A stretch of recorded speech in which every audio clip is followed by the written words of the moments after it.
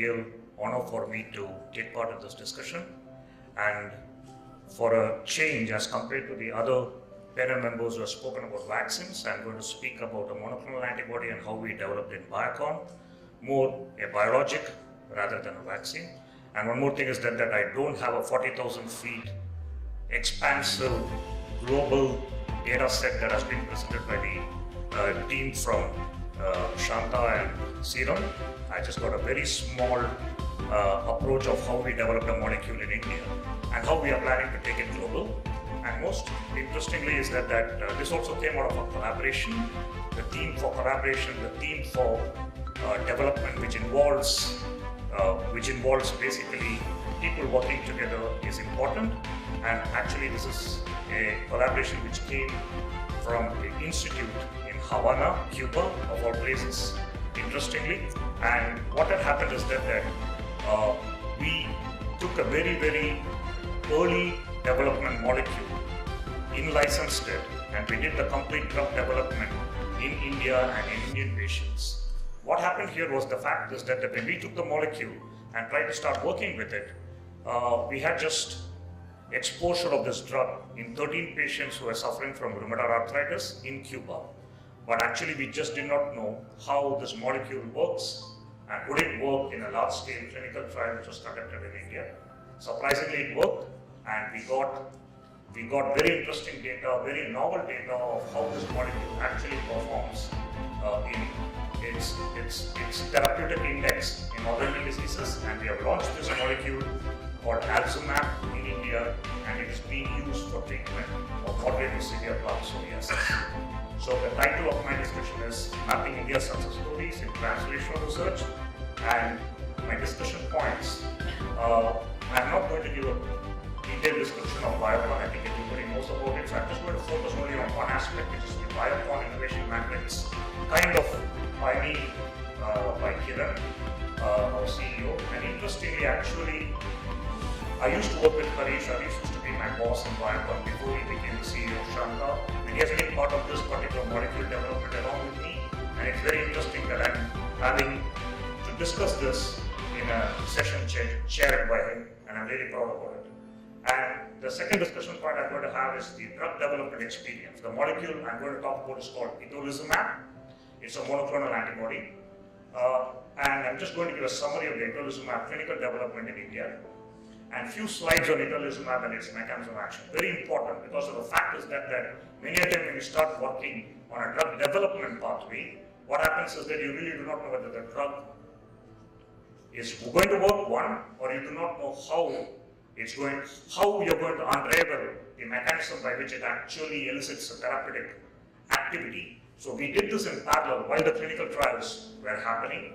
One of the reasons why I feel very, very interested, and I would like to share this experience with all of you here, is the fact is that most of the work, predominantly the clinical research, the in vitro biological research, everything was done in Biocon in Bangalore. And what we did was we established labs using this for this molecule and built up our capabilities, which capabilities now we are taking into the biosimilar experience. We are trying to build different collaborations we have presently. And also, I'm going to give a very short summary review of the pivotal clinical trial and how we are planning to extrapolate to other autoimmune diseases, and overall some conclusions on our experience. So this is the Biocon Innovation Matrix. So we have different concepts and different thought processes about how we must innovate. So we got this what we call the experimental innovation, early development innovation, and Kiran is very passionate about innovation. So that is how this whole thing has been structured and matrixed. And one of the things what we are trying to do right now is on siRNA therapies for localized intervention for diseases, particularly in ophthalmology. And in the case of the breakthrough innovation, and that's going to be the example I'm going to discuss as a case study, itolizumab, what we did was that we licensed a molecule very early in development, no clue whether it's going to work in the clinic, because early development stage molecules typically can show very interesting results. For example, in an in vitro setting, it could show good safety parameters in a phase 1 study, but it could fail completely in phase 2 and phase 3, but we could take it up to market authorization with this example of itolizumab. We do have a oral insulin program happening even now in collaboration with Bristol-Myers Squibb. And then we do have this, what we call the evolutionary innovation. The evolutionary innovation is to provide this big theme of affordable healthcare, which all of us have been speaking about, and this is to expand market leadership in innovation with respect to biosimilars and insulin, and particularly we have got a huge pipeline of biosimilar monoclonal antibodies which we are presently working upon, and also we have got this what we call the incremental innovation with respect to generic APIs. So overall, we try to build creativity across those different facets of innovation. The reason is that an idea, if it has to gain reality, it requires a lot of small breakthrough milestones which makes the difference to that idea. So ideation to reality requires different facets, and this is what we think are the core characteristics of innovation, and that is how we have been focusing in Biopharma. So what we did basically in India was that we worked on itolizumab and we validated a novel target in the clinic. I think the success story lies here is that we validated a target which has been kind of not explored by anybody in the world, first. Second thing is that it's a first-in-class biologic for autoimmune disorders. We believe that it can have a capability of therapeutic value in different autoimmune disorders, just not only in moderate to severe plaque psoriasis, and it has been launched in India in August 2013. So this is basically the successful clinical experience summary. So actually we had a phase 1 trial in Cuba in RA. Then there was a small trial in RA in Cuba which ran in parallel when we were actually doing our cell line development. So the whole manufacturing and GMP facilities happens in Biopharma, and also the clinical design and the clinical activities from an operational perspective were all completed in-house at Biopharma for this molecule. And what happened is that we started off, while the phase 1-2 Cuba study was happening, we actually started off the manufacturing transfer of technology into Biopharma, and we started our first study in 2008-2009, a phase 2 study in psoriasis. We also did a parallel phase 2 study in rheumatoid arthritis as well, and then we saw very interesting promise from the phase 2 study in psoriasis. So we built our design for the phase 3 study in psoriasis in 2010-2012, and then what we did was that we actually got an approval in December 2012 for this molecule in India. Overall, we have got 8 years of clinical experience. The first patient dosed to Cuba was in 2005. We have got 358 patients exposed to itolizumab in clinical trials until 2012, and we have got very interesting pharmacovigilance data now after our approval and commercial launch, and basically the safety is extremely promising for this novel molecule. A small summary, but a pretty crowded slide. So itolizumab is a humanized monoclonal antibody directed against a T-cell antigen called CD6. It actually modulates what we call as T-cell co-stimulation and inhibits T-cell proliferation. So what happens is that in all autoimmune diseases, you've got T-cell proliferation as a way by which the disease is caused, and it becomes extremely chronically debilitating for the patients. So what we have to do is that we need to modulate this T-cell activation, and what this antibody does is it goes and binds to CD6 and blocks the T-cell activation, because of which a lot of inflammation is controlled, because of which there is a therapeutic benefit for the patients. It lowers major pro-inflammatory cytokines, the Th1 and the Th17 pathways. The Th17 pathway was recently discovered in 2001, which is now shown to be the most important pathway for inflammation for many of the autoimmune diseases. And surprisingly, when we went back and did our in vitro evaluation of this drug on Th17 cells, basically they're also T cells, we are able to show that actually this molecule blocks inflammation of the Th17 cells as well. And co-stimulation occurring via CD6 potentially is superior to classic co-stimulation via CD28. I'm going to get into a bit of technical jargon here, but please don't bother about it, but I'll just show you some data. We've got a very broad immunomodulatory effect. So what is important is that when the patient is on the drug, there is immunomodulation, because of which there's control of the disease. But we are also seeing very interesting results that even after we stop the drug, many of the patients, even after 6 months, do not need to have the drug, but basically they are fine and they don't have a relapse of the disease. Typically in autoimmune disorders, the biggest problem is the relapse when you take a drug. And that is something which I interestingly see in this drug, that it can maintain the disease in some reasonable state of remission because of which the patient need not take the drug after a 6 months therapeutic course. Also, it actually kinds of acts on T-cell proliferation, unlike the different blockbuster biologics which actually act on cytokines. What happens is that there is a very low risk of infection, and this has been proved beyond doubt in our pharmacovigilance data that has been generated since August 2030. And there is no depletion of T cells in T cells. This is important because if you deplete T cells in T cells, you're going to have activation of infections. That is not happening.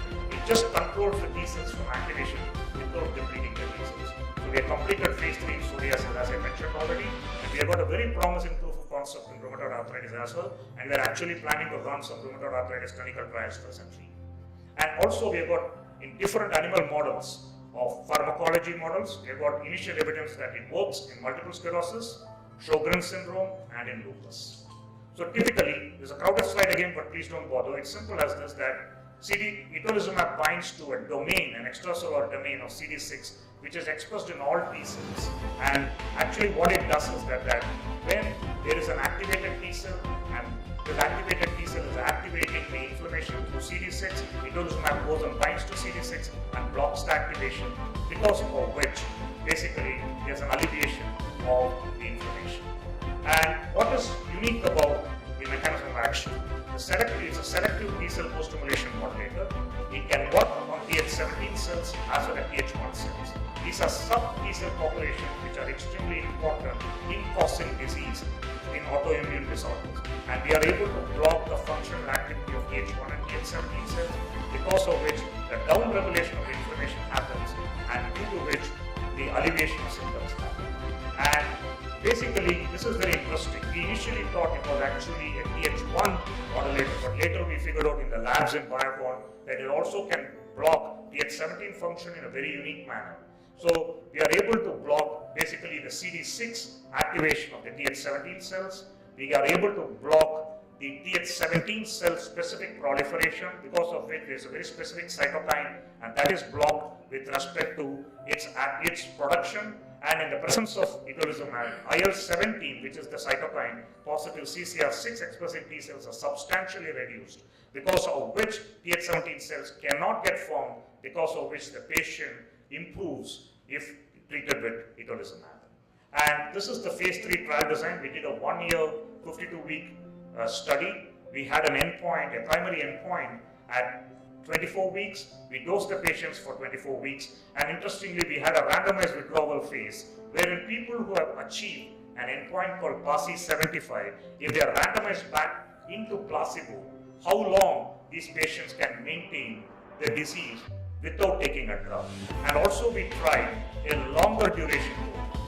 We were actually initially dosing for the first 6 months, every other week, but we did a longer duration dose of every 12 weeks to see whether there is any kind of improvement or maintenance of the disease. But what was interesting was the fact is that I'll show you some data now. That first thing is this, that we had very low infection rate. This is actually a competitive landscape comparison of itolizumab, and you can actually see that our infection rates were very low as compared to other drugs in the autoimmune space, and we had very low serious infections. And we had very reasonable efficacy. We got around 50% PASI 75 response across patients, 50%. So it's not like a big blockbuster yet in this particular indication, but we believe that we were able to validate a very new target by running a study in the clinic in India. And then this is what is interesting. More than 28 weeks after the last dose, of 24 weeks after the last dose was given, more than 50% of the patients did not relapse. This is very interesting for us. We got prolonged remission.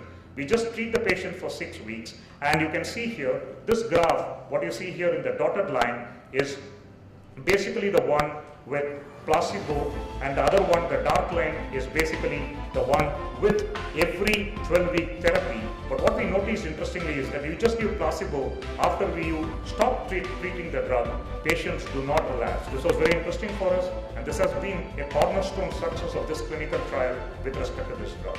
And this is a true case of sustained remission. This is a patient, this has been published this year. This is a patient who had clinical features which was serious psoriasis. You can see there the first figure A. In first figure B was actually treatment just 29 days after the first dose. So she got into the clinical trial treatment. This was actually a patient who took part in the phase 2 clinical trial, not the phase 3. And after 1,660 days, this patient has not got the disease. Very interesting. We have got a very sustained remission.